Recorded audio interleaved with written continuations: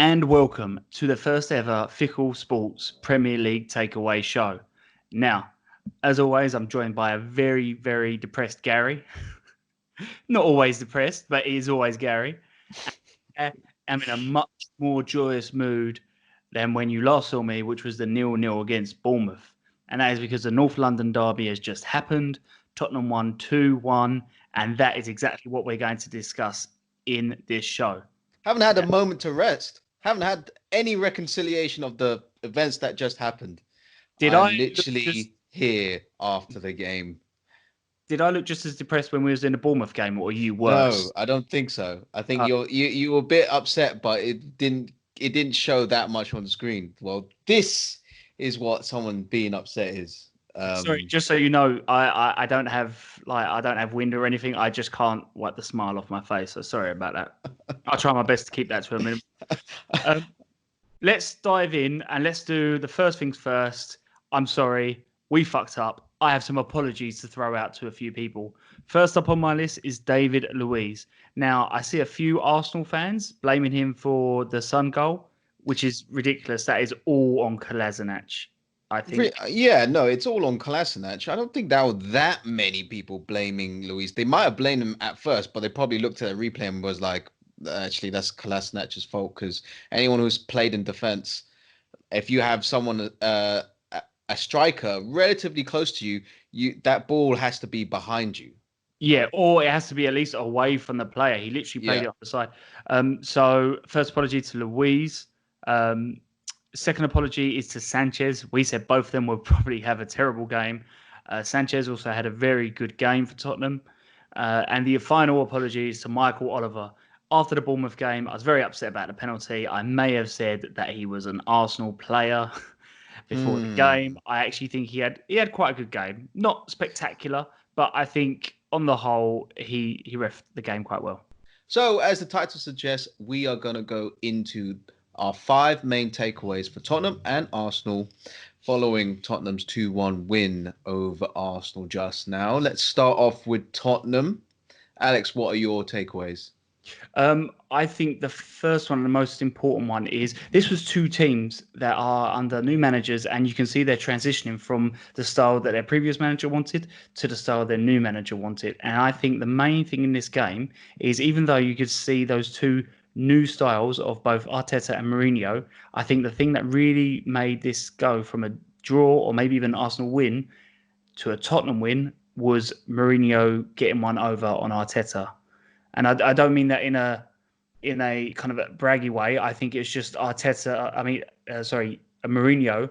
I think he set his team up in a way and made changes to the team that neutralized Arteta's team. And I Mhm. think it was I think he got one up on him in that way. And I don't think Arteta was able to adapt to what Mourinho had put in front of him. I think Arteta will learn a lot from this game, as I say, because I don't mean it in that way, but I do think this was very much in a Mourinho versus Arteta, and I think it was 1-0 Mourinho in that sense. Yeah, it's quite frustrating because Arsenal, for let's say 2/3 of the pitch, Arsenal do really well, sort of building it up through there. But Mourinho did especially well because Mourinho, he's written the book on how to defend that final third of his so well, and Arsenal just didn't have any answers to break that down. And he has the Tottenham players, he has the players around him to still cause a lot of dangerous counter attacks going forward. And it's just yeah, Arsenal ran out of ideas really. And even when Arsenal were winning the last couple of games, Arteta was very keen to emphasize to his players, like, we're doing this, don't go back to your bad habits. But today we went back to our bad habits in a big way. Yeah, but it takes time though, because I think, as I say, Tottenham and Arsenal are in the exact same position. They both Yeah. have new managers. They're trying to learn it. It takes time, and Yeah. I think there's blips along that road, which leads me to my second takeaway for Tottenham is along the games that have been played since the breakdown, there have been blips defensively, like the 3-0 loss to Sheffield United. I think, and the Manchester United game, I think there were quite a few fuck ups in that. But I think on the whole, if you don't look at the Sheffield United game, which I think every Tottenham fan will happily do, I think it was another improvement on their defensive play for Tottenham. It was another game where they were happy to not try and create loads of chances, but be efficient with their chances and to be confident in their defensive performance and make sure they keep Arsenal out. And I think that could be a really good building block for Mourinho. And can say, look, you can do it. Arsenal are a good team. You kept them out. And let's be honest, the goal they scored was incredible. It was a superb finish by Lacazette. So my next one is, I think, Kane. I got a bit pissed off with Kane, and I think he put himself above the team for. It was one moment, but I think it was such a crucial moment. I did notice that as well. And it was in a 92nd minute, and he cut in, and he could have held the ball up. He wasn't in a very good position to shoot. I would say he scored maybe 3, maybe 4 of those types of goals in his career. And he made the decision to shoot because he wanted his goal. And I don't think that was the best decision for the team. So I know it's frustrating for Kane because he's not getting a lot of chances.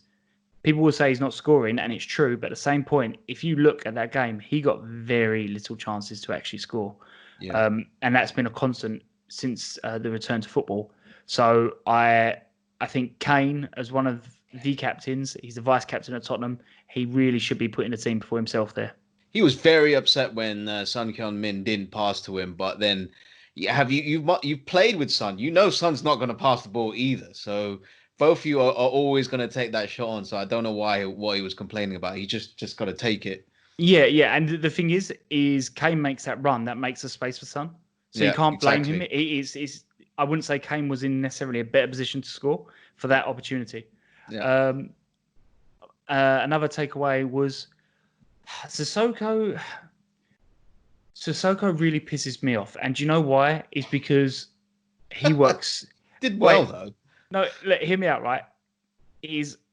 I don't want to say bad things about Sissoko. I don't.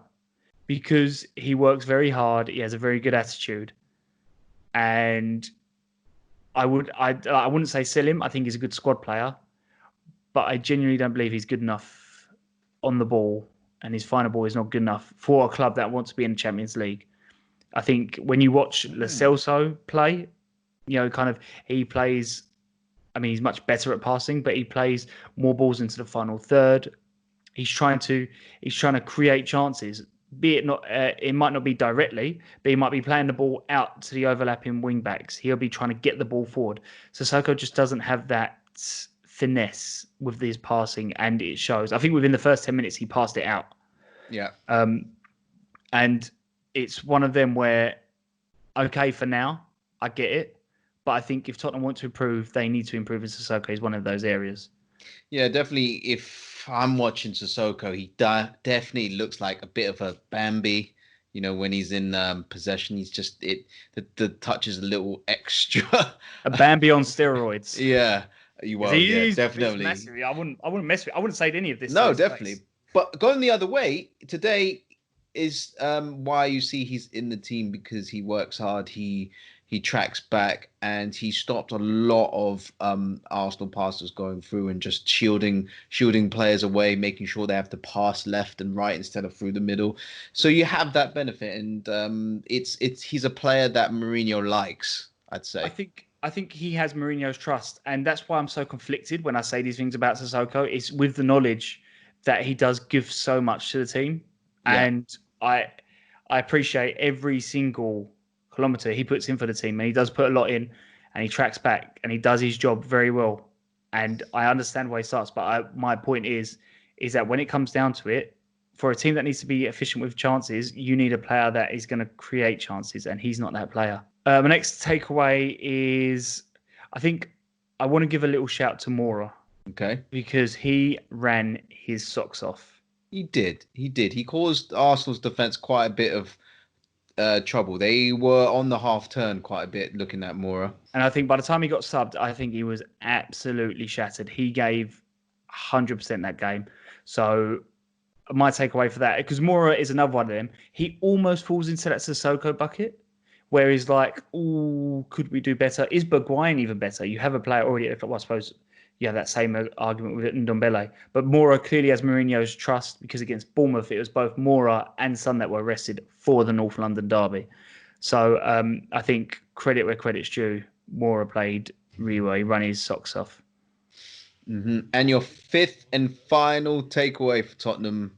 I'm glad to get this over and done with, but I think Tottenham over the last few weeks, their character's been questioned, and I think that's a little bit fair because defensively it's easier to show character. I think because you can kind of put in big tackles and you run around all over the place. But I think what Tottenham wanted to see, they wanted to see people put in effort offensively, and I think they saw that today.